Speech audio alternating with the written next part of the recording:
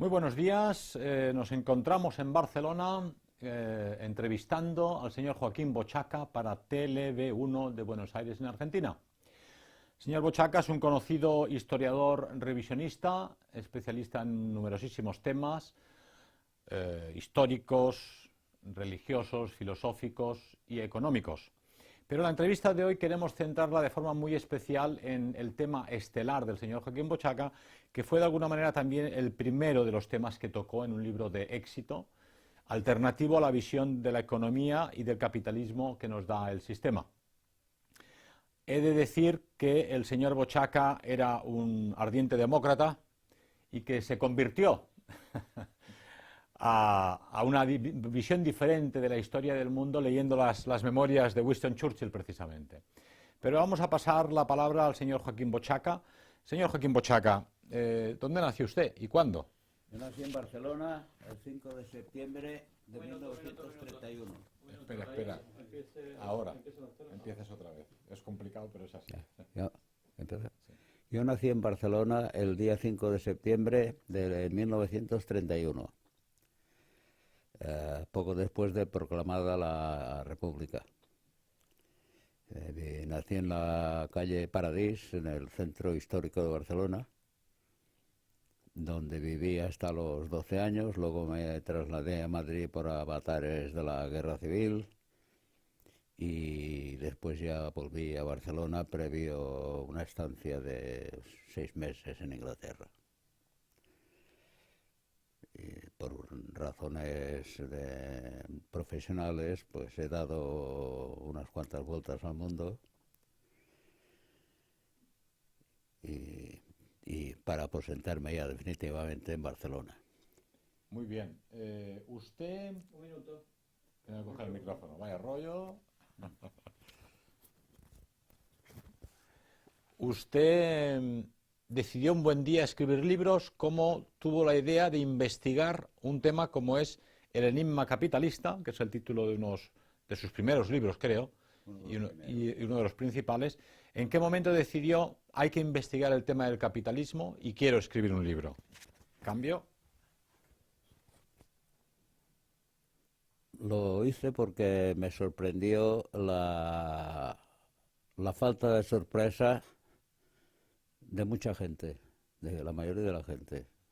La falta de sorpresa ante el hecho de el progreso permanente, enorme, de la tecnología, y a pesar de ello, los artículos eran cada vez más caros, la escasez era cada vez mayor, y se daba la paradoja de que había mucha gente que se moría de hambre con stocks rebosantes y nadie se sorprendía. Entonces decidí investigar sobre el terreno y vi que todo era una cuestión del sistema monetario. Usted habla en su libro precisamente de el enigma del capitalismo. ¿Cuál es la raíz profunda de estos contrastes enormes, de la pobreza en la abundancia? La raíz de la pobreza en la abundancia está precisamente en el desconocimiento total, absoluto, sorprendente de lo que es lo que la gente llama dinero.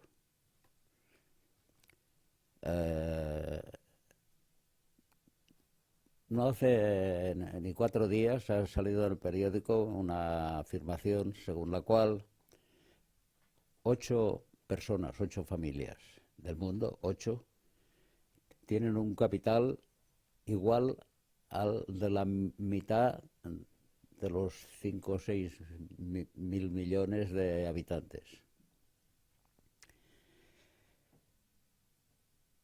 Entonces, claro, cuando la gente se dice esto, se presupone que es dinero, ¿no? Pero el dinero definitivamente es una abstracción. Lo que la gente llama dinero, lo que llamamos dinero son los cromos que llevamos, unos cromitos que llevamos en la cartera y la calderilla.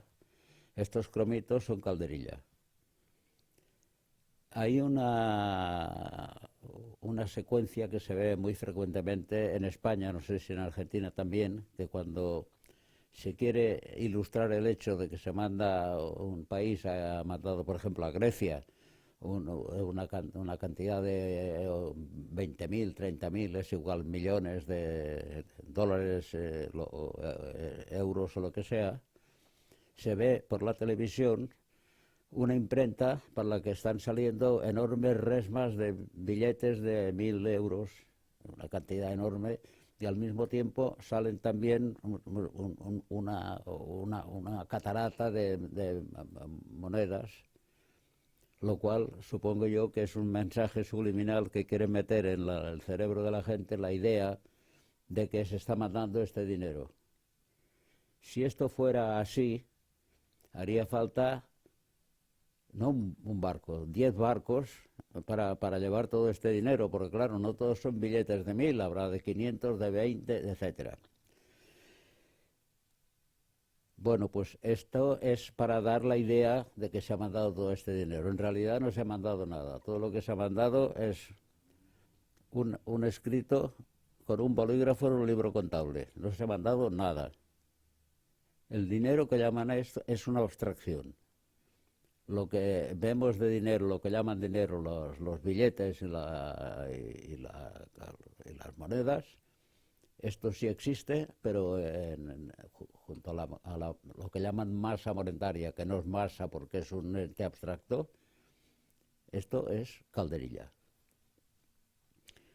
Entonces, un hecho que lo demuestra, yo no sé si ocurre igual en Argentina, pero en España, bancos importantísimos, los dos principales, por ejemplo, el Santander y el Banco de Bilbao y Vizcaya, Argentaria.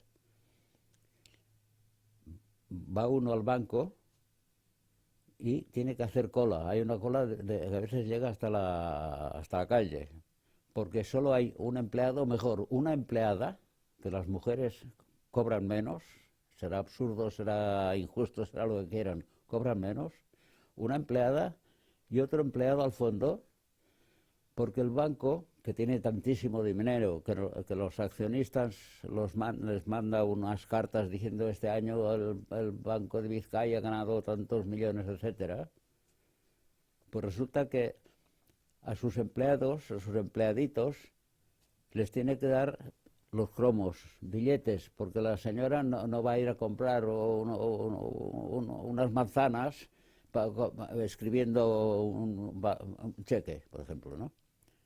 Y lo que no hay es precisamente este dinero. Entonces el banco tiene pocos empleados porque no tiene lo que la gente llama dinero, lo que llamamos dinero, billetes y calderilla.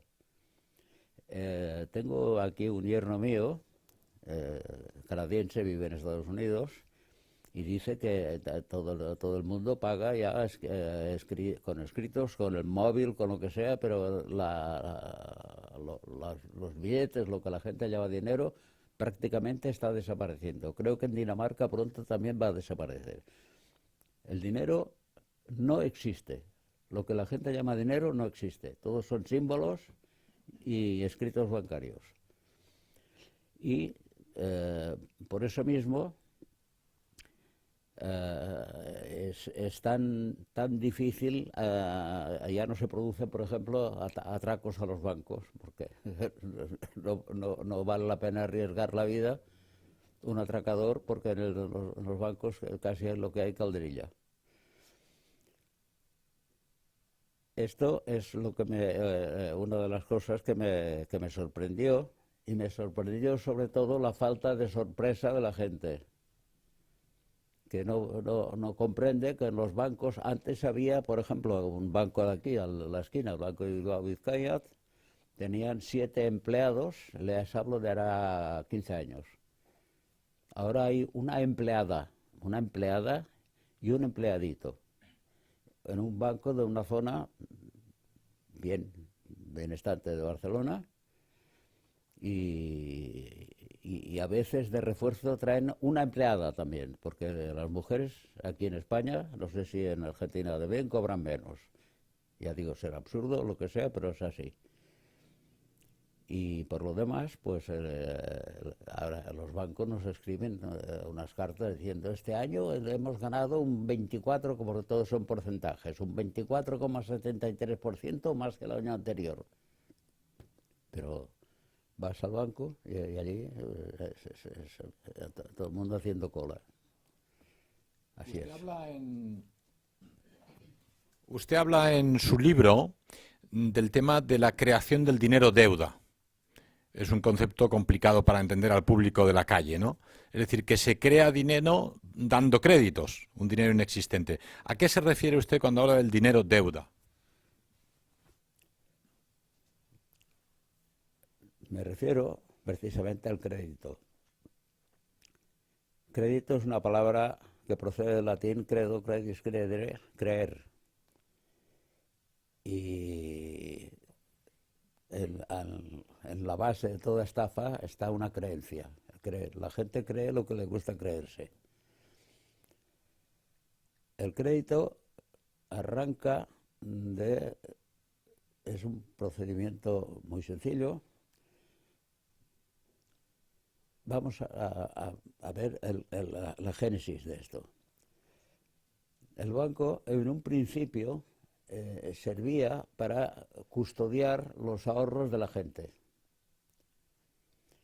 Y luego también podía ayudar a alguien que tenía una idea y quería crear un comercio, un negocio, pedía dinero al banco prestado para desarrollar su negocio y luego devolvía el dinero al banco más intereses. El banco lo hacía así, el banquero recibe el dinero y se da cuenta de que la gente que deposita sus ahorros en el banco solo retira para sus gastos corrientes normales, etcétera, de cada día un 10%. Entonces el banquero actúa por pasiva y dice, si solo retiran el 10% de promedio, hablamos de promedio, pues puedo prestar 90 y guardar los 10 para la gente que me venga a buscar. Vamos a suponer, por hacer números redondos, que a la gente que me deja el dinero yo le doy de intereses un 5%. Ahora yo guardo el 10% de este dinero y el otro 90% lo presto a diversas personas. Lo presto al 10%.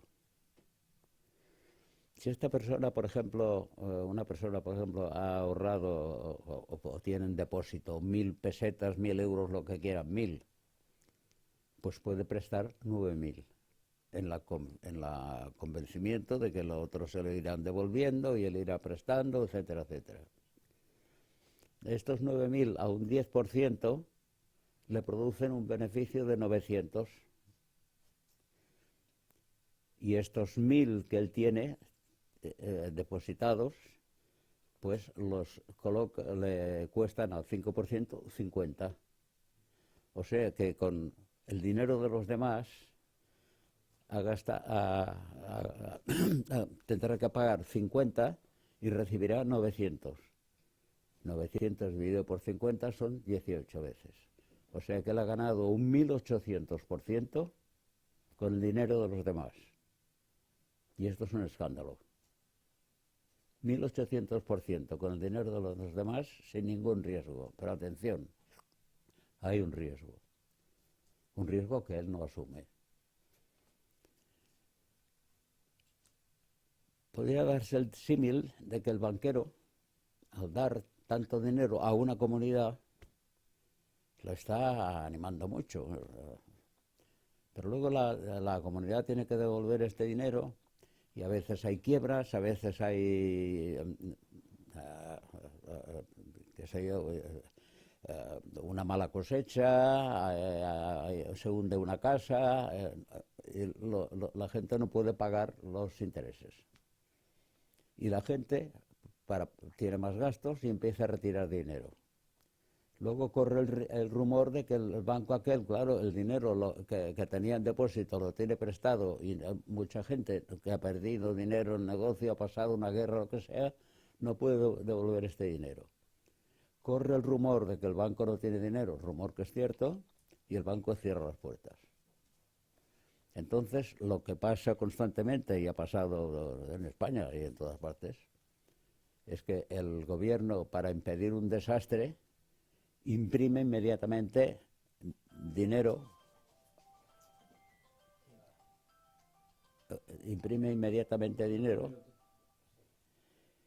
eh, con lo cual se devalúa, porque cuanto más dinero hay para la misma mercancía, pues este dinero se ha devaluado. Y él salva al banquero, que es el que ha tomado los riesgos. Esto, para empezar un negocio de 1800%, es un escándalo. El banquero en realidad ha actuado como un monedero falso porque ha creado un dinero que él no tenía. Y esta es la génesis en números escuetamente de lo que representa la actividad bancaria. Muy bien, el otro de los temas que toca usted en sus libros es el hecho de que la emisión de dinero se encuentra en realidad, según afirma usted, en manos privadas. Es decir, Estados Unidos no emite el control de los dólares, sino que una entidad privada, llamada la Reserva Federal o Federal Reserve, emite el dinero. Y entonces el Estado norteamericano se endeuda constantemente con esta entidad privada, lo cual parece ilógico.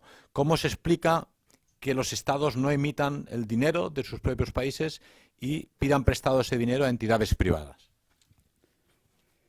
De acuerdo con el caso concreto de Estados Unidos. De acuerdo con la Constitución de Estados Unidos, el Estado emite el dinero y lo emite, como es lógico, de acuerdo con el Producto Interior Bruto, con lo que se va produciendo y lo que necesita la gente.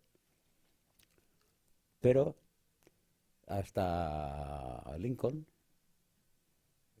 era así. Y luego a Lincoln le convencieron, no se sabe cómo, tal vez pegándole un tiro, que es lo que sucedió, de que el dinero tenía que estar en entidades privadas. Y el día 13 de diciembre, de ahí debe venir el malfario del número este 13, el 13 de diciembre del año 1913, cuando los representantes o diputados de Estados Unidos se habían ido de vacaciones de Navidad, el mismo día, un banquero de Europa, Otto Warburg, presentó una moción para la creación de un banco de la Reserva Federal que emitiría el dinero y sería una entidad privada. No había quórum, no había suficientes parlamentarios. No obstante, de acuerdo con una ley que preveía que el presidente, en un caso excepcional, aunque no haya quórum, puede autorizar una autorización con menos de un 10% de representantes presentes en la Cámara, se autorizó la creación del Banco de la Reserva Federal, que tendría 12 sucursales en todo el territorio de los Estados Unidos, y este banco crearía el dinero para los Estados Unidos. Entonces, el presidente Wilson, el presidente Lincoln quiso oponerse y casualmente le pegaron un tiro. El presidente Kennedy llegó a producir, a emitir al mismo tiempo que el Banco de la Reserva Federal, al mismo tiempo, dólares que lo llaman Kennedy Bills, que todavía existían algunos, y claro, entre que quiso emitir moneda y emitió moneda, quiso terminar con la guerra del Vietnam, quiso terminar con la agresión de Israel a Palestina, y naturalmente le tenían que pegar un tiro, evidentemente. El presidente Reagan, el actor de cine, también insinuó algo de que también el gobierno puede emitir dinero, etcétera, y también tuvo un accidente, pero tuvo suerte.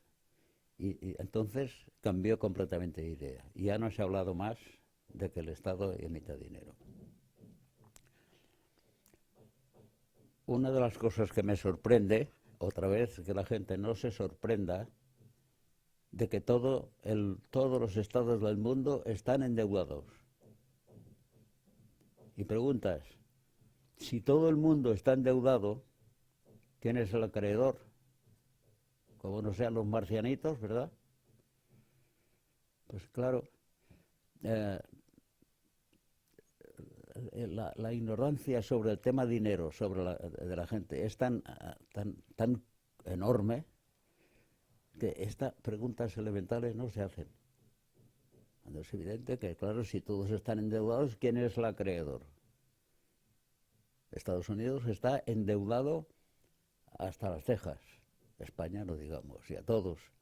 Por tanto, debía decir, bueno, endeudados a la banca, pero si las bancas, cuando viene un pequeño desastre, de un rumor de que las cosas van mal, se hunden. Otro milagro, por ejemplo, de la moderna economía, finanza. Hará cuestión de 2 meses, hubo un bajón de la bolsa porque el precio del petróleo era demasiado bajo, lo cual debía ser una bendición. Pues no es para la industria. Pues no, señor. Como el precio es demasiado bajo, la banca baja, se hunde. Se arregló un poco, pero ahora que el precio es muy caro, otra vez ha vuelto a bajar. O sea que las explicaciones que dan, como el endeudamiento de todo el mundo, como todos los avatares que se producen en la moderna economía, son de explicaciones que no explican nada, y la gente parece que dice está de acuerdo porque queda mal negarse, pero la situación es así. Bien, continuando con nuestra entrevista con el señor Bochaca, la pregunta decisiva a estos temas: se ha impuesto el dinero crediticio, se ha impuesto el dinero deuda. La emisión de dinero no depende de los estados, sino de entidades particulares, y todos los países del mundo están endeudados a un ente misterioso.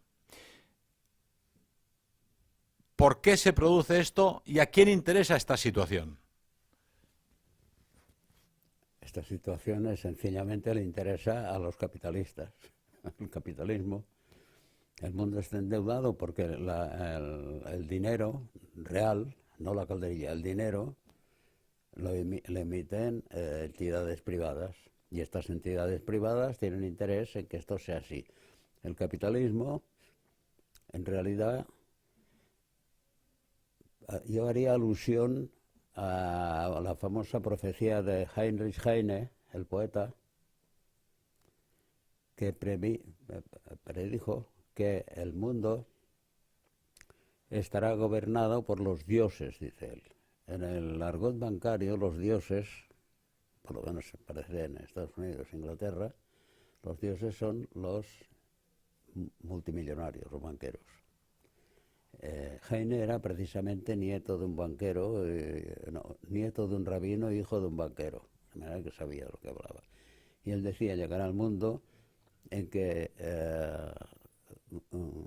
lo gobernará un dios tiránico, decía, y el resto del mundo será una masa balando, con masa de corderos balando de un modo uniforme,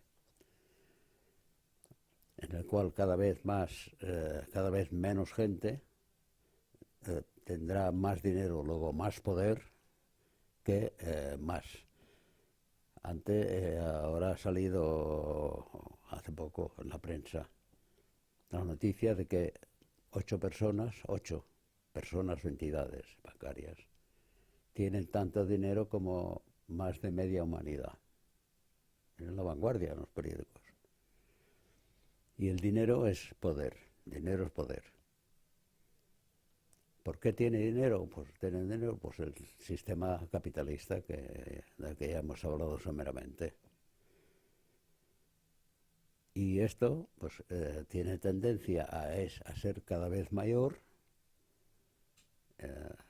cada vez un número más reducido de personas tengan un poder sobre un número más amplio de personas, y se irá precisamente lo que están buscando, pues, supongo, es lo que decía Heine de la República Universal. Esto se ha hecho a base de la creación del dinero deuda, y todo el mundo está como obnubilado ante el fenómeno actual de que en medio de una productividad tecnológica brutal cada vez haya más mendigos por las calles, y los que no son mendigos viven así. Pues claro, es debido a este sistema, con el agravante de que en los estados, que también están endeudados hasta la médula, tienen que salir del paso y pagar los intereses, no el principal, es imposible, ¿no? Apretando más a la gente a base de impuestos. Ya digo, en Alemania los impuestos desaparecieron. Solamente existían, me parece, sobre los vinos, sobre los alcoholes de alta graduación y sobre el tabaco, precisamente para tener un efecto disuasorio. Por lo demás, el Estado, que tenía competencias sobre todos los bienes y servicios estratégicos, es decir, los transportes, toda clase de transportes, las comunicaciones, y naturalmente también la creación de dinero, que se creaba de acuerdo con el Producto Interior Bruto producido, de manera que si un país había trabajado mucho, la gente sería rica, y si había trabajado poco, lo sería menos. Pero no había impuestos porque no son necesidad. Ahora que se habla tanto de democracia, es evidente que al hombre se le domina por la cabeza y por el bolsillo. Por la cabeza a base de la repetición masiva de eslogans. Y por el bolsillo, porque si tú no eres dueño de tu bolsillo, porque el Estado te lo puede quitar como quiera a base de impuestos, pues tampoco eres libre. Se habla mucho de libertad, pero no hay libertad económica ni libertad de pensamiento. De manera que la cosa va así y irá empeorando así. No hace falta ser un profeta para verlo. La cosa está así. Muy bien, aquí se tercia la pregunta importante. Hemos hablado del problema, ¿no? Cómo se evolucionó la creación de este problema y en qué situación nos encontramos. ¿Cuál sería, a su modo de ver, la solución para la humanidad y para las naciones para liberarse de este problema económico? La esclavitud al dinero, deuda.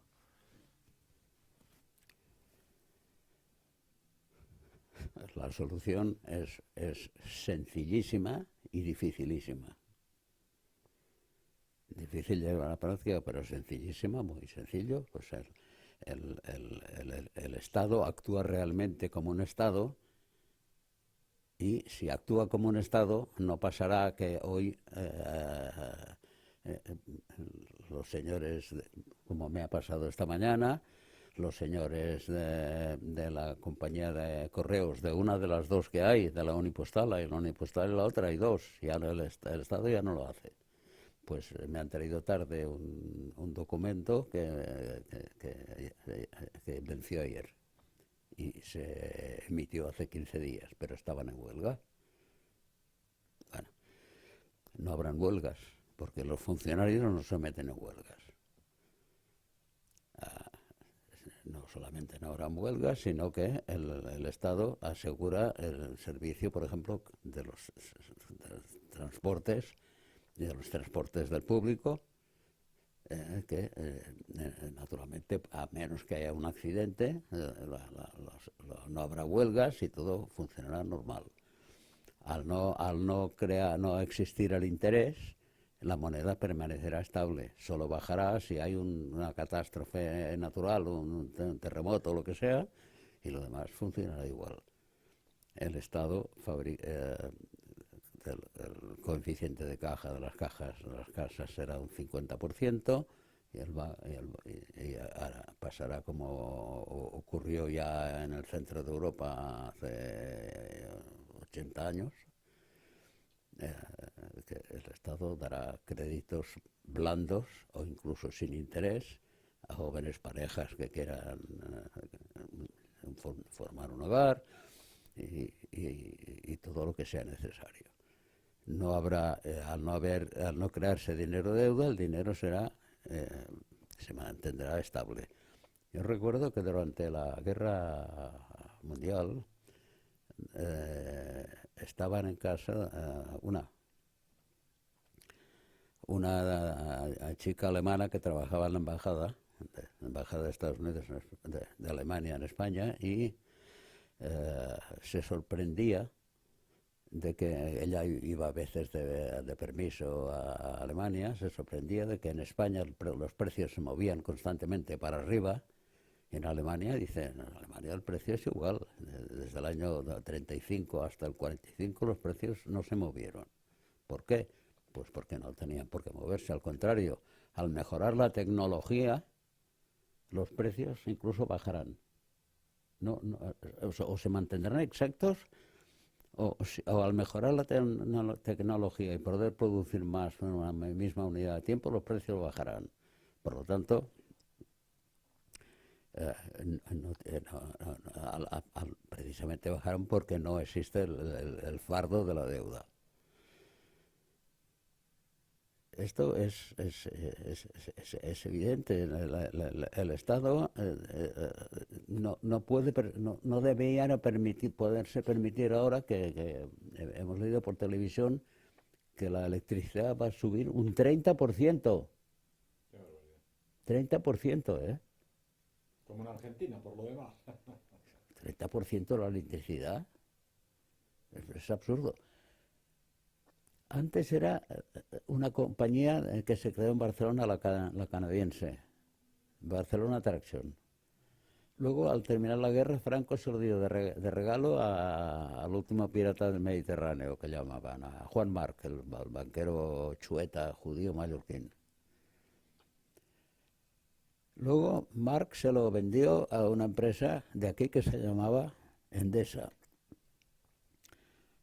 Luego el Estado se quedó Endesa, se quedó el ENER, Fuerzas Eléctricas de la SRA en Ribagorzana, y la Sevillana de Electricidad. Hasta que finalmente, por uno de estos cambalanches, el Estado, la empresa, consigue perder dinero porque formaba parte de un cartel que además había bancos, etcétera, y se pone como por suspensión de pagos o deciden que lo ponen a la subasta. La empresa de aquí, una empresa de aquí, no, ¿quién era? Ahora no recuerdo. Se presenta, así Catalana de Gas, se presenta para hacer una oferta clásica de €1 y me pago €1 y por €1 me quedo la empresa y todo el pasivo de deudas. Simultáneamente hay una oferta de Italia y entonces un señor muy patriota, era presidente del gobierno, el señor Aznar, se lo pasó a la italiana, por el mismo precio a la italiana. Y el señor Aznar ahora es consejero delegado de esta empresa italiana. De ahí que tengan que subir las tarifas. Y ahí tienen que subir las tarifas porque a los italianos les importa un rábano España, hay averías cada 2 por 3 y a ellos les importa un rábano y las tarifas suben en cascada. Ahí está. Muy bien. Tenemos un tema y es que el Banco Central Europeo acaba de anunciar que va a hacer desaparecer los billetes de 500 euros ya en 2018. Es decir, al billete de 500 euros le queda un año exactamente.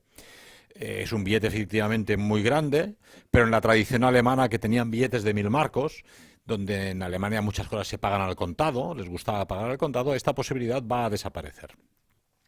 La excusa del sistema es que las mafias esconden el dinero en billetes de 500. Bueno, pues ahora lo esconderán en billetes de 100. Pero en cualquier caso, ¿usted cree que realmente eso es así? ¿Es una maniobra para evitar el dinero negro en casa con billetes de 500 euros? ¿O es el inicio de una desaparición del billete de 500, de 200 y de 100? Sí, señor. Es el inicio de una desaparición del billete hasta que llegue el billete electrónico. Quieren ya pagar por ordenador. Estaré yo bien arreglado porque yo no tengo ni móvil. Me niego en absoluto a estas cosas, pero en fin, como mi tránsito en este valle de lágrimas, por obvias razones, no será como el tuyo, pues, pero sí, será la siguiente maniobra. Entonces la gente tendrá, como en tiempos de la posguerra en España, tendremos como unas cartillas de racionamiento y cada uno tendrá su cartilla y hay sí, muchas máquinas de estas que vas por la calle y tienes que andar sorteando a tíos que están haciendo así o así pero en fin, es un panorama dantesco que veo aquí. Bien, en esta cuestión del enigma capitalista, simultáneamente usted escribió otro que se llamaba La finanza y el poder, que imagino que era parte del enigma capitalista.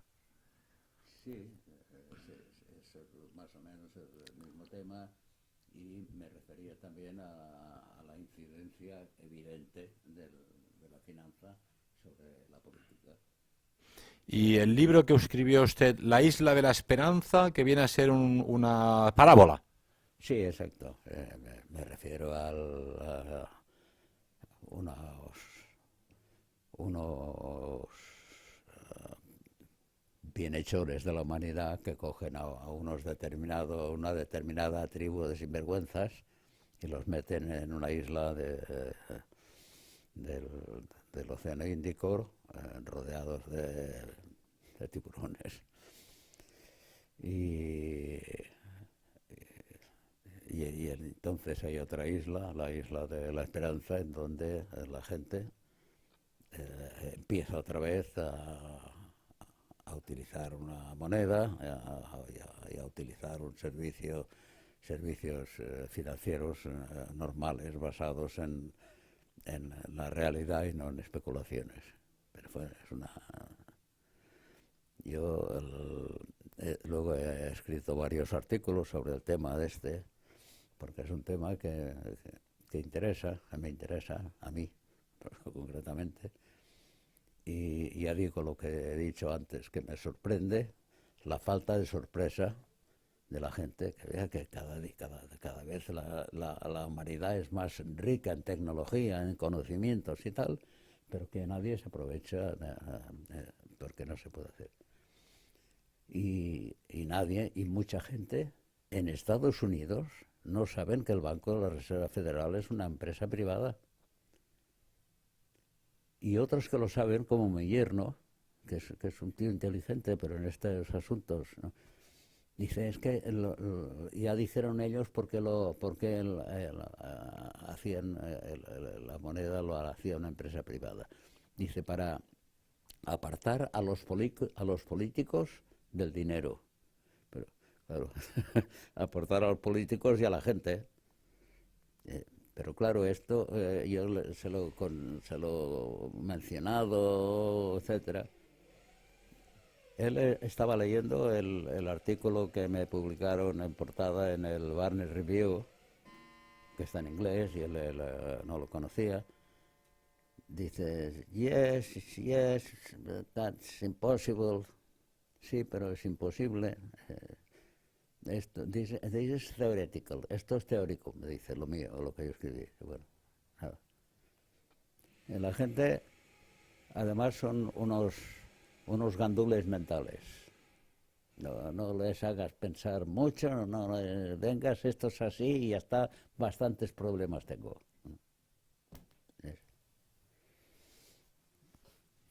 Muy bien, tengo entendido que se ha producido una película en base a sus libros, del enigma capitalista y la financia y el poder, donde describe esta cuestión del timo del dinero bancario. ¿Es así? Rodrigo Tarín. ¿Qué? Cerramos la puerta porque hay ruido, están reparando el ascensor. Ah, Sí, Rodrigo. Rodrigo Tarín. ¿Cómo se titula la película? Ahora no me acuerdo. O sea, lo podemos mirar allí luego, pero lo tengo por allí. Pero sí, yo la vi. Ahí pone un ejemplo mío del dinero, de que va con unas piececitas de las damas, sí, sí, en España. Tuvo un premio en un concurso de cinematográfico de Málaga. Rodrigo Tarín se llama. Yo lo conozco indirectamente. Yo conozco, es amigo mío, un, un señor que es de una compañía de seguros, y su hijastro es este. Sí. En total creo que ha escrito usted 41 libros, 31 libros y 410 artículos de los más diversos temas económicos, históricos y políticos. ¿De cuál de sus libros está usted más orgulloso o satisfecho? No sé.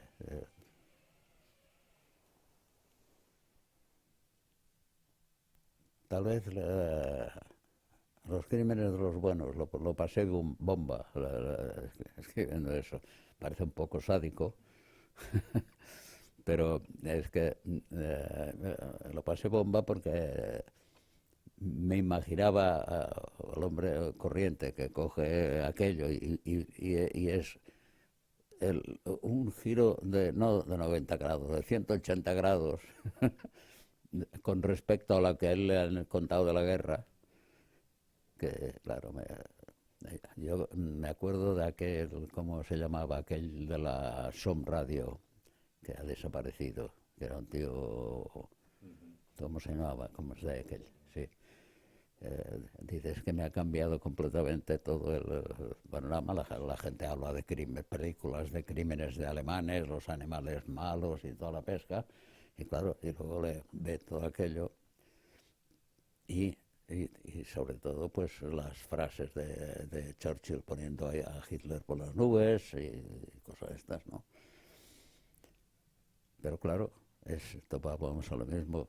La verdad es lo que se hace creer, y si se repite un millón de veces aquello y la frase de Churchill diciendo si Inglaterra perdiera la guerra me gustaría que encontráramos un hombre tan inteligente, tan espíritu humorístico, tal como el señor Hitler, y las citas están en libros step by step, y luego en otros libros ha escrito lo mismo. Claro, la gente se sorprende. Me hacía un poco de gracia esto. Ahora el primero que lo le hice en dos partes fue el enigma capitalista, sí. Lo escribí en dos partes y luego en tiempo de Mota precisamente lo unió en uno solo. Tengo entendido que de sus libros hay encausados en los diversos procesos que ha sufrido su editor, aquí presente. Han sido precisamente el tomo 2 de la historia de los vencidos y los crímenes de los buenos. ¿A qué cree usted que es debido que estos dos libros hayan quedado prohibidos en España? Bueno, la verdad es que no sabía que estuvieran encausados. Encausado estuvo, Sí. Pero el autor también. No, el autor no, los libros están prohibidos. Ah, bueno, pero los libros. Es que me gustaría que me explicaran concretamente qué pasajes son delictivos. Porque para estar prohibido un libro tiene que ser delictivo. No basta con que no estén de acuerdo con el contenido. Tengo que no sé, de haber cometido un fraude o un insulto a alguien. ¿Usted lo sabe? Sí, bueno, en general buscan todas aquellas frases que son críticas con los judíos. Pues entonces tiene que condenar a mucha gente, desde los reyes católicos hasta todos los estadistas que han habido, que han sido más que críticos, los han sancionado, pero en fin, no sé, yo no sé. Los crímenes de los buenos, ¿y cuál otro? La historia de los vencidos, tomo 2. El tomo 2, ya miraré qué pongo en el 2, ya lo miraré. Muy bien, yo creo que para sus lectores sería de interés saber cómo tuvo lugar su proceso de conversión, porque usted era un convencido de demócrata lector de las memorias de Churchill, y leyendo las memorias de Churchill llegó justamente al hemisferio contrario políticamente hablando. Pues porque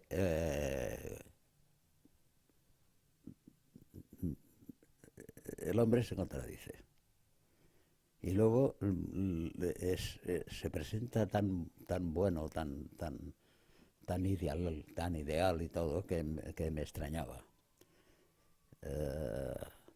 He contado el caso de esta chica que vivía en casa, esta alemana, y fui un par de veces con ella a la embajada, vi la gente muy normal, y luego la crítica que les hacían, pues empecé a ver que aquello algo no cuadraba.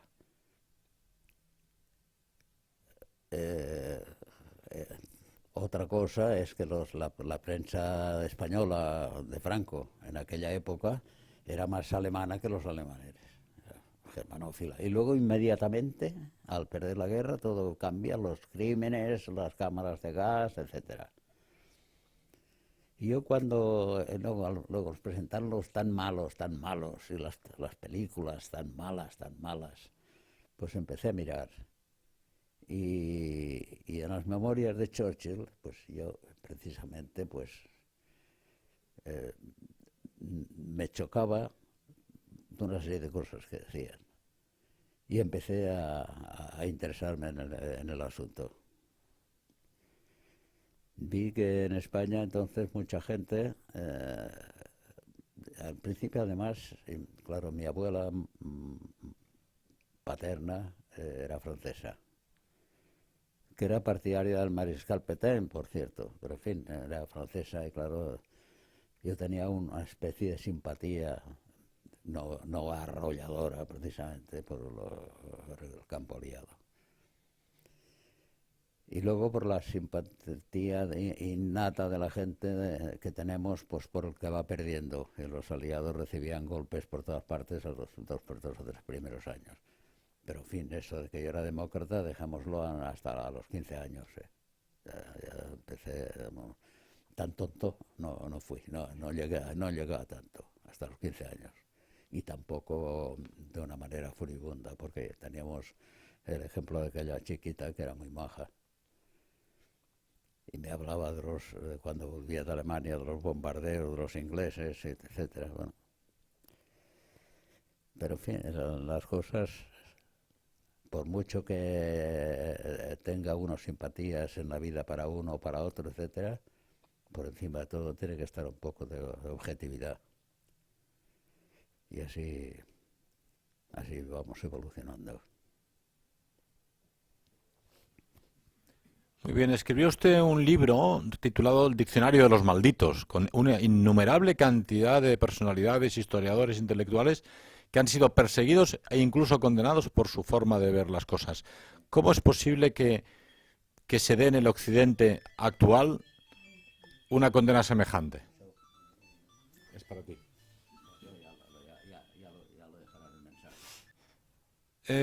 Uno de los 31 títulos que usted escribió se llama El Diccionario de los Malditos, donde narra las vicisitudes y la biografía personal de una innumerable cantidad de intelectuales, historiadores, pensadores que por un motivo u otro han sido perseguidos e incluso condenados a penas de prisión y al ostracismo por su forma de ver las cosas. ¿Cómo puede ser que en el Occidente, con los estados de derecho que llama y las democracias occidentales donde teóricamente reina la libertad, se produzca la edición de un libro donde denuncia justamente esta persecución del pensamiento disidente?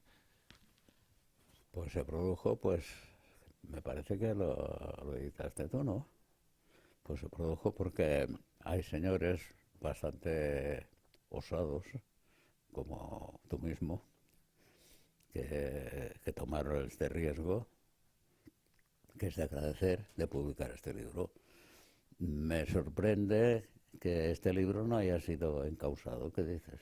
¿Verdad? Todo llegará. Ha sido secuestrado ahora en la última. Entonces ya está, hombre, no cabe duda. Aunque me gustaría saber el motivo de la acusación, la sustancia de qué. Es que si se demuestra que, digo que un señor fue fusilado y solo fue ahorcado, pues es que, pero si no, no sé.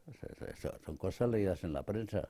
Muchas veces también referencia de la prensa bien pensante. No sé. Pero en fin, yo he estado de suerte. Es que en España este es un país puñetero, porque dirán, nosotros a los escritores no los perseguimos, pues persiguen al editor, porque si no hay editor, yo ya puedo estar escribiendo mis memorias si quiero. No sé, porque en cambio en otros países, era Forichon, por ejemplo, y tantos. El que me sorprende es Herbert Risen, te suena, ¿no? Sí, Es buenísimo. sí. Y a este no, me parece que no le ha pasado nada. O sí, tal vez sí. Bueno, una multa me parece o algo, no sé. De acuerdo, me parece que en Francia hay mucha más libertad en este, o menos, no libertad, pero en fin, menos, no son menos estrictos que en España, ¿eh? Aquí cuando nos ponemos en plan prohibir, es peor. En Francia, ya digo, el Berrisen se está publicando y no pasa nada, ni a él ni al editor, que yo sepa. Pues no sé. En cualquier caso, ¿cuál sería el caso más eclatante de los pensadores que surgen en el libro El diccionario de los malditos? El que usted le ha marcado más como persecución. Siempre hay varios.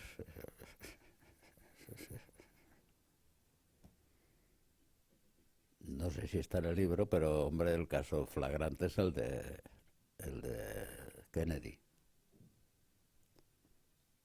Es claro, yo no sé si este chico le contaron las verdades elementales de la vida, pero metió los pies en el jardín del Edén del sionismo. Vamos a ver, el dinero de los Estados Unidos se emite en los Estados Unidos. La guerra de Vietnam se tiene que terminar. Qué sé yo, ¿qué más? Sí, a Israel que se retire de Cisjordania. Claro, es que le tenían que pegar un tiro, era evidente. Ese es uno de los casos muy grandes, pero ha habido muchos casos, hombre. La gente parece que no entiende. Ahora mismo, eso de Rita Barberá, el caso de Rita Barberá, es rarísimo, a mi juicio. Se murió con una oportunidad tremenda. Pero es que yo no sé dónde fue que lo dije, no sé si fue en Devenir o en casa o en la librería, pero hubieron cinco casos de un fiscal que seguía casos del caso de Gürtel en La Coruña, que cayó con la moto por un terraplén. Otro, ¿quién más? Un juez también de Lugo que también murió repentinamente en casa de una hermana, como la Barberá. Hay 5 casos. Claro que puede ser casualidad, pero mucha casualidad, ¿eh? Mi yerno ha traído de Inglaterra en estos Facebooks, en estas cosas, también una repetición de una serie de individuos que estaban contra la Clinton, y también han tenido accidentes, cosas, se han descubierto oportunamente trapos sucios, etcétera. Y ahora, en el caso este, mi yerno me certifica algo de lo que yo ya dije antes, que cuando critican tanto a Trump, algo bueno, bastante bueno debe tener. Y has visto que ahora se mete con la Merkel, ¿sabes por qué, no? Sí. Porque la Merkel le critica que deje entrar a tanto inmigrante de Asia. Y claro, esto los bien pensantes, uy. También ha dicho que ya basta de mexicanos porque el gran capitalismo americano se ha metido contra Trump. Porque claro, los mexicanos son mano de obra barata. Están encantados la gente de que venga esta gente, ¿no? Y en Estados Unidos tiene el paro porque viene mano de obra barata. Yo antes iba con mi yerno y mi hija por aquí por la calle y vi a una serie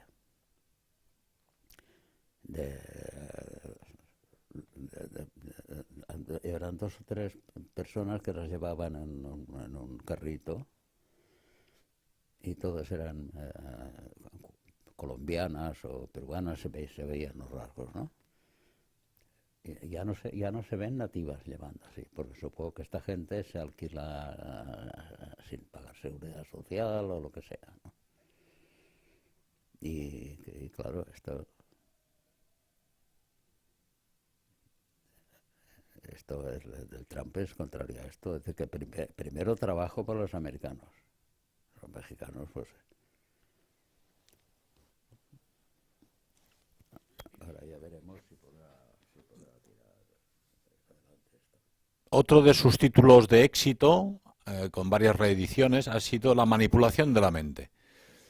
Salimos del tema del capitalismo y de la manipulación del dinero, salimos del tema del revisionismo histórico y pasamos a un tema mediático, la manipulación de la mente. ¿Qué tema aborda usted en este título? Pues básicamente el tipo de la propaganda, toda clase de propaganda o publicidad, que es lo mismo, que se ha producido y se produce constantemente, los diversos trucos que hay. Es curioso, por ejemplo, no deja de hacerme gracia que artículo tal, 9,95 y cosas de estas. Estos son pequeños truquitos para la gente que sí, son 9, no son 10, pero esto es una anécdota, ¿no? Pero la publicidad manipula a la gente de una manera bestial. Ahora, publicidad comercial, bueno, está bien, ¿no? Ahora, la publicidad política, que es la grave. Y efectivamente, la gente se ha llegado a creer una serie de cosas porque se repiten constantemente. A mí me ha llamado la atención un libro publicado en Alemania ahora por una antinazi que ha reproducido una frase de los diarios de Goebbels. La famosa frase, una mentira repetida 1000 veces se convierte en verdad, atribuida al doctor Goebbels. La frase es verdad, pero está fragmentada, porque antes de una frase repetida 1000 veces se convierte en verdad, está precedida de la frase: el señor Churchill pertenece a la clase de individuos que tienen la flema de creer que una frase repetida 1000 veces es verdad. Claro, esto cambia completamente el significado. Hay frases que se han tergiversado de una manera brutal, ya está de Goebbels. Otra cosa que ya es Vox Populi. Cuando le preguntaron a Picasso sobre el libro Guernica, dice, un alemán le preguntó, ¿usted ha hecho esto? Y el Picasso le contesta, no, esto lo han hecho ustedes. Bueno, pues resulta que ya durante la Guerra Civil un militar inglés que afectado al cuartel general de Franco, al entrar en Guernica las tropas llamadas nacionales, pues vio que allí no había los cráteres que las bombas aéreas crean en el suelo. Luego, esto demuestra que fue hecho un bombardeo de artillería y efectivamente se ha reconocido que también la escuadrilla von Richthofen, que tenía la misión efectivamente de bombardear la fábrica de armas que hay en Guernica, al llegar allí el parte decía que se encontraron la ciudad en llamas. Era la táctica de la tierra quemada de los republicanos que destruyendo todo aquello. Pero ha quedado ya como Guernica, y ya lo sabes tú que fue Pilar del Castillo, se llamaba Esther del Castillo, del notariado vasco, que vio el parte diciendo que no pudieron llevarlo a cabo, pero ya ha quedado como que ya quedará por los siglos de los siglos, que fue hecho por la aviación alemana. Sí.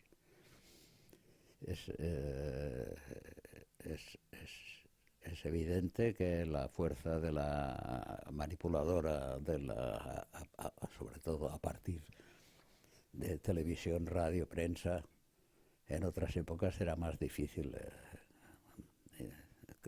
manipular a la gente. También era posible, pero ahora es tremendo. Muy bien. El libro quizá más famoso de todos los que usted ha escrito ha sido, sin lugar a dudas, El mito de los 6 millones, que se publicó por vez primera en 1978, es decir, hace ahora ya prácticamente 40 años, con constantes ampliaciones, mejoras. La edición actual, secuestrada recientemente por la policía política en Cataluña, ocupa el doble de espacio, el doble de capítulos y de páginas que la primera. ¿Qué le llevó a dudar realmente de este tema, que parece aceptado mundialmente como un dogma religioso? ¿Y qué argumentos son los que ha ido ampliando en las nuevas ediciones sobre esta cuestión? Pues al ser una cosa tan enorme, ya me hizo dudar de entrada. Y lo que me llegué totalmente a admitir en la prueba, que en las primeras ediciones no lo puse, pero ahora sí, cuando en el tanatorio de la Almudena en Madrid y en el tanatorio de Mataró, que lo pregunté a través de mi hijo, que vive en Mataró, los litros de combustible necesarios para hacerte desaparecer totalmente, convertir en polvo un cuerpo humano, depende naturalmente, pero del tamaño, el peso, etcétera, pero por eso dicen que entre 50 y 60 litros de combustible. Es evidente que si los alemanes, aparte de 6 millones de judíos, también dice que incineraron a gitanos y a tarados mentales o físicos. Bueno, cogiendo la cifra más baja, 50 litros, y la cifra más baja, 6 millones, son 300 millones de litros, y los alemanes me parece que no estaban para gastar 300 millones de litros porque el problema que tenían precisamente era el combustible. En Europa el único sitio que se producía entonces petróleo era en Ploesti, en Rumania, pero de los pozos de Ploesti estuvieron toda la vida quemando, toda la guerra quemando. Los alemanes no tenían más que el combustible de diésel, sintéticos. Y no creo yo que estuvieran para gastarse 300 millones de litros cuando tenían sistemas más fáciles, los neurogases. No tenían más que instalarlos en las llanuras polacas y lanzar los neurogases y tal. O mejor todavía, utilizar mano de obra. Los alemanes, al final de la guerra, había niños de 15 y 16 años, las mujeres también. Bueno, pues coge a los judíos y los pones a trabajar, que sea en la agricultura, en la industria, lo que sea, que es lo que pasaba, los estuvieron así. Por lo tanto, si hacían esto, esta cosa tan idiota, pues es que eran tontos. Y siendo tontos, una coalición mundial que les triplicaba lo menos el número, tardó 6 años en ganarles, en vencerles, pues llegó a la conclusión de que los Churchill, los Roosevelt, los de Gaulle, todos eran de estúpidos, tontos de baba. No puede ser. Es imposible. La magnitud. Ahora, ¿por qué se ha hecho creer? Porque se ha repetido millones de veces, sí, pero es imposible. Es realmente imposible, no puede ser. Que hubieron abusos, seguro. Y al juez Morgan, un juez alemán que condenó a otro, me parece un jefe de campo, por crueldades con los obreros, lo condenó. Y luego a Morgan me parece que no le trataron bien tampoco los aliados, me parece, ¿eh? Me parece.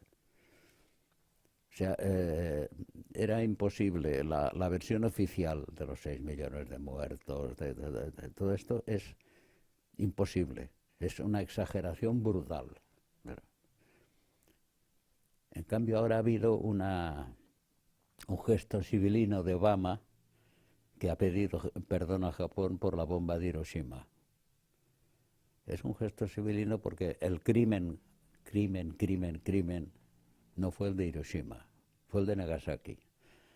Con el de Hiroshima todavía pudieron decir y dijeron que en aquella época la bomba atómica de Hiroshima aceleró el fin de la guerra salvando muchas vidas de americanos, supongamos. Pero es que con la bomba de Nagasaki el Japón ya había pedido la paz y la habían obtenido a través del Vaticano y de Suecia. Pero tenían que tirar la bomba de plutonio para ver lo buena que era. La bomba de Nagasaki era la bomba de plutonio. Y vieron que, siendo Nagasaki una ciudad mucho mayor que Hiroshima, mataba a menos gente. Entonces ya lo abandonaron. El perdón lo tenía que pedir por Nagasaki. No dicen nada porque lanzar una bomba atómica después de que el otro ha pedido la paz era demasiado gordo. Muy bien, cambiando de tercio y para demostrar un poco al público la gran variedad de temas que ha tocado usted en su historia como intelectual y como autor, tiene un libro titulado Vivisección, crimen inútil. Un título que a la gente le sorprende realmente. Aborda usted un tema que es la protección de los animales y el trato humano, entre comillas, con los hermanos en este viaje por el mundo. Bueno, vamos a ver. ¿Qué es un crimen? Que se cometen sin fin de bestialidades, no cabe duda. ¿Qué es inútil? No sé, a la vivisección hace más de 100 años que existe y cada vez hay más enfermedades, ¿eh? Esto es un hecho. Otro hecho es que, aunque hay hombres que son peores que ratas, no son ratas. El cuerpo no es una rata. Y se sacan conclusiones sobre cosas que no tienen nada que ver. Porque un determinado, por ejemplo, el caso de la talidomida, habían probado, no sé si con 80.000 bichos, tal vez quede corto, ¿eh? Y bueno, el juicio de la talidomida era 2 años que ha terminado, ha durado 20 años, esto más, con la absolución. Con la absolución de los doctores que hicieron esto. Claro, que puede dar resultado. Sí. Mire, yo en la Enciclopedia Británica me tomé la molestia de leer una entrada Pasteur. Pasteur hizo la vacuna contra la hidrofobia, la rabia. Y luego he mirado rabia, en la misma enciclopedia. He mirado y he hablado del porcentaje de salvación de animales que salvó Pasteur. Más o menos es lo mismo que si no hubiera hecho nada, ¿eh? hice un porcentaje, no sé si 37% de animales que morían, pues, más o menos los que él salvó. Pero ya digo, en fin, se sacan conclusiones, se extrapolan más conclusiones de cosas que no tienen nada que ver. Ya digo, la prueba de que es inútil es de que cada vez hay más enfermedades nuevas. Que las medicinas sirven de algo, que muchas no se han hecho, no todas se han hecho a base de la vivisección, puede ser, bueno. Pero yo creo que no justifica las salvajadas que se producen. Por ejemplo, yo hago una prueba sobre cualquier cosa y me sale bien. Luego para asegurarme, vuelve a salirme bien. Voy a asegurarme más otra vez y me sale bien. Ahora, no tengo que hacer 80 pruebas seguidas. Pero claro, esto justifica pues que más gastos, justifica que este señor se ocupa mucho de las cosas, que es un genio, que le dan medallas, etcétera, y sacan la medicina esta milagrosa. Que un señor se cura, que igual se habría curado sin la medicina, pues ya este señor es un genio. La medicina dicen que progresa mucho, pero lo que hay cada vez más son enfermos de todas clases. No digo que no sea necesaria la medicina, pero la vivisección, ya digo, los animales son diferentes que los humanos, pero en fin, en todo caso es un crimen. Las cosas que se ven. Yo conozco a un par de médicos que han estado observando vivisecciones y dicen que es horroroso. Pero en fin, como esto se considera ciencia. Bueno. Las cámaras de tortura de la ciencia. Sí, cámaras. Terribles, los hámsters dando vueltas. Pero bien. Cambiando totalmente de tercio nuevamente, un tema aparentemente religioso. Tiene usted un libro titulado El mito del judaísmo de Cristo, que ya es atrevido. Un tema que parece que abordó el filósofo Houston Stewart Chamberlain en alguno de sus libros. ¿En qué se basa usted en esta investigación? Yo me baso en que Jesucristo era Galileo. Cuando Juliano el apóstata es derrotado en la batalla y está muriendo, dice, venciste Galileo. Y en los primeros tiempos se llamaba Galileo, porque él nació en Galilea. Dejemos de momento de aparte el tema divino. Físicamente nació en Galilea. En Galilea es Galil Hak Goyim, tierra de infieles. Lo que pasa es que los alemanes tenían aquel territorio, Palestina, que ahora se llama, que se dividía en Galilea, Idumea, Perea y Judea. Los judíos eran los de Judea. Aunque fuera un mismo territorio, Galilea es una cosa y Judea es otra. Que a él fue a nacer a Belén en Judá. Bueno, porque sus padres fueron por lo del empadronamiento. Ahora dicen algún sacerdote, Jesucristo era judío. Claro, si esta misma frase la dice en la Edad Media, le colocan el San Benito solo con mucha suerte, si no tiene más. Jesucristo era Galileo. Y hay un pasaje del Evangelio cuando los soldados romanos van a detener a San Pedro. Pedro les habla y un soldado romano le dice, tu lengua te ha delatado. El deje, el idioma, el acento. Los galileos, aunque eran vecinos de los judíos, tenían un acento diferente. Tu lengua te ha delatado. Y el Jesús de Nazaret, Rex Judeorum, rey de los judíos, que lo pusieron los alemanes los romanos en el INRI, era en plan de befa, en plan de blasfemia. Jesús, rey de los judíos. No, judío no. Uno que dice Jesucristo era judío, un sacerdote que le oí decir esto una vez, le dije, si usted repite esto, dije esto hace 20 siglos en Palestina, habría tenido problemas. Jesucristo no era judío, pero aunque lo hubiera sido, es igual. Como hacía milagros, podía hacer hasta un judío decente. Muy bien, casi para terminar abordaríamos dos nuevos títulos de usted, que el uno es La dimensión desconocida. Suena a libro prácticamente de magia o de espionaje. ¿A qué se refiere usted con el título La dimensión desconocida? La dimensión desconocida es la fuerza del sionismo. No digo judaísmo, digo sionismo, porque hay incluso sionistas que son, como los llaman, gentiles.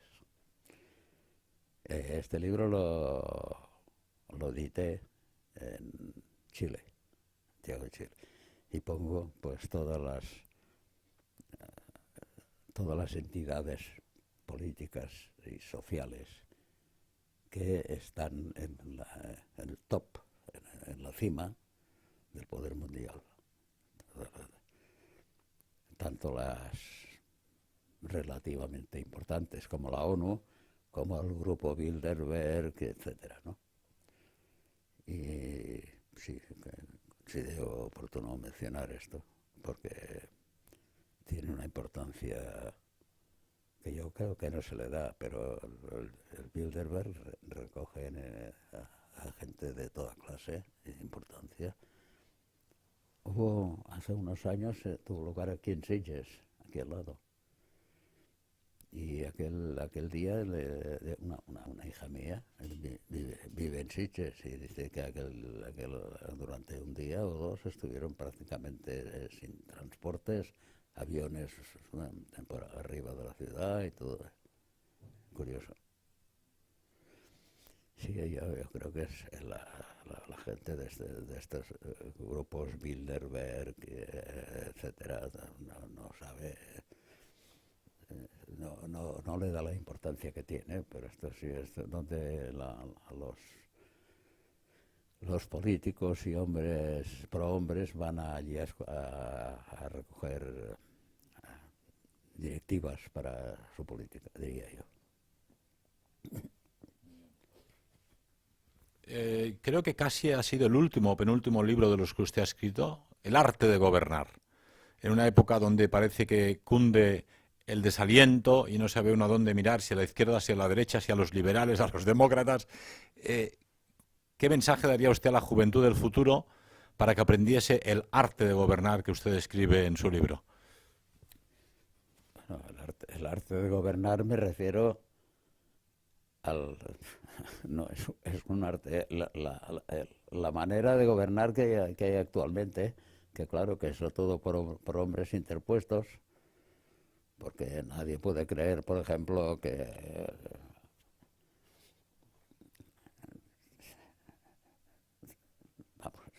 Franco, por ejemplo. Franco pues, era un militar más o menos afortunado, uno de los pocos que ganó una semiguerra, pero tenía necesariamente gente que sabía un poco más. Pero tienes, qué sé yo,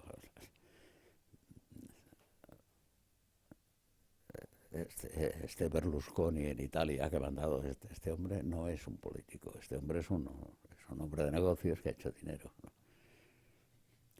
Y hay primeras figuras que evidentemente no gobiernan, tienen a gente que les ha ocupado allí que mandan. El arte de gobernar es sobre todo el arte de engatusar a la gente y que siga y obedecer a los que mandan de verdad. Y los que mandan de verdad son una que ya has oído 20 veces: quien paga manda, si no ha de mandar no paga, no hay pactos con pobres. Esta frase debería estar esculpida en el monumento más alto de la Tierra. Quien paga manda. Si no ha de mandar no paga, no hay pactos con pobres. Es una regla sin excepción. Esto es impepinable.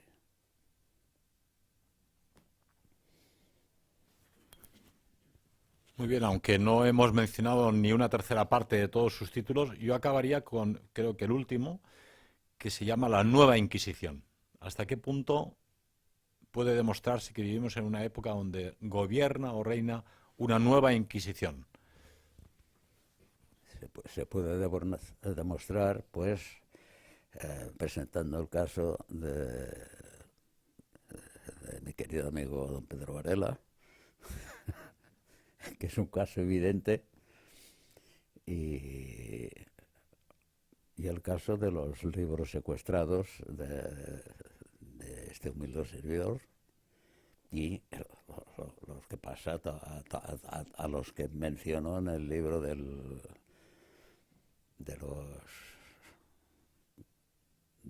los perseguidos. No me acuerdo el título ahora, lo hemos mencionado hace un momento. Hombre. Diccionario de los malditos. El diccionario de los malditos. Todo lo que les ha pasado a esta gente es una especie de inquisición. Hecho además con poco, no sé, poca categoría, de una manera tan mísera. Porque en muchos, yo creo que la idea es evidentemente aterrorizar a la gente, porque no basta, muchos de los perseguidos eran gente que tampoco podía hacer ningún daño, o gente como yo que teníamos de lectores, un 0,00001% en todo el mundo, pero no quieren dejar cabos sueltos. Son así. Es una auténtica inquisición. Yo en la Inquisición daba la alternativa de, bueno, usted rectifica o tal, y aquí mucha gente no tiene alternativa. Muchos de los sancionados no tienen alternativa. Y esto es la nueva Inquisición. Muy bien, abandonando el tema de sus libros, vamos a tocar solo un artículo de los 410 que ha escrito usted, del año 78, que usted titulaba Las catacumbas, y que desde alguna forma sigue siendo de absoluta actualidad. ¿Qué mensaje da usted a las generaciones del futuro y por qué les recomienda las catacumbas? Les recomiendo las catacumbas para sobrevivir, que es el primer mandamiento de los políticos, sobrevivir. Que les diría que no capitulen, pero que tampoco se expongan innecesariamente en esta época. Que no capitulen, que no se enfrenten directamente. El humor es un excelente sistema, porque suaviza las cosas. Y, bueno, y sobre todo, leer entre líneas es importante. Aprender a leer entre líneas las cosas que se dicen es muy importante. Y por todo lo demás, pues yo no tengo otra cosa que decir más que sepan leer. Sepan leer porque y que aprendan a sumar 2 y 2 y que no se traguen casi nada de lo que digan, que pongan todo en cuarentena y esto es todo lo que tengo que decirles. Y mucha suerte. Y yo creo que nos saldremos con la nuestra, pero después de desastres sin parar. Y pasarán muchos años. Por supuesto que yo no lo veré, tú tampoco, ¿eh? Tú tampoco. Muchas gracias, señor Bochaca. Queridos televidentes de TLV1, esperamos haber podido ofrecer un repaso por la obra magistral de Joaquín Bochaca, de Barcelona, autor de 31 libros y 410 artículos, al margen de centenares de conferencias, que han servido para esclarecer el mundo y para poner un faro en la mar, en un mar tormentoso, que sigue iluminando a las nuevas generaciones cuál es el camino que vamos y tenemos que seguir. Gracias por la atención.